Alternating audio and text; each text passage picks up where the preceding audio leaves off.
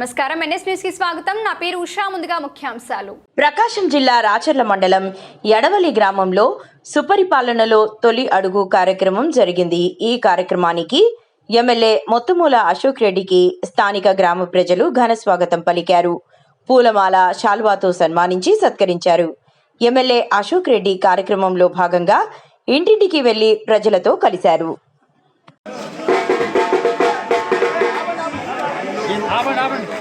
మనుషులు మీరే కాదు, మీ దాయాదు రామకృష్ణ గారు కానీ, మీ సోదరుడు చనిపోయిన సుబ్బారావు కానీ, నాగేశ్వరరావు కానీ, వాళ్ళ పిల్లలు కూడా మన వచ్చినప్పుడు ఒక 6 నెలల కింద వచ్చినారు. గుడి అయ్యప్ప స్వామి గుడిలో పూజలు కూడా వచ్చినారు. ఇద్దరు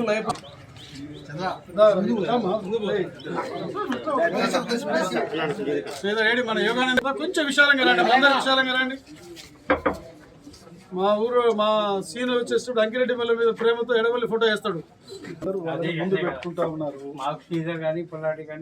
ఇది కొంచెమేమో ఇది స్పీడ్ ఎక్స్ప్రెస్, అదేమో ప్రభుత్వం వచ్చింది. గతంలో వ్యాపారస్తులు బెల్లం అమ్మాలంటే జైల్లో కూర్చోవాలి.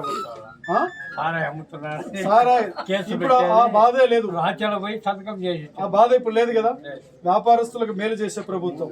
రెండవది, మీ దగ్గరికి 10 మంది రోజు వస్తుంటారు. ఎందుకు? వస్తువుల కోసం వస్తుంటారు. ఇప్పుడు తల్లికి వందనం ఎంతమంది పిల్లలకంటే అంతమందికి ఇచ్చిండ్రా ఇవ్వలేదా? 3000 నుంచి 4000 పెన్షన్ ఇచ్చిండ్రా లేదా?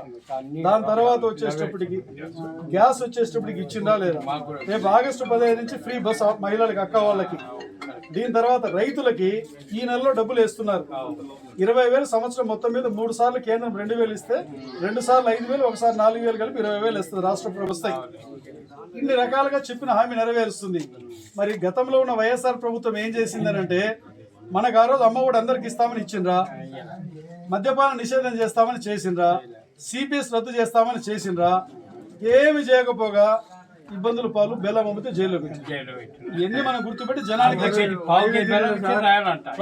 ఏంది ఇదేం లెక్కలు ఏమన్నా అప్ప అందుకని నువ్వు 10 మందికి చెప్పాలన్నా.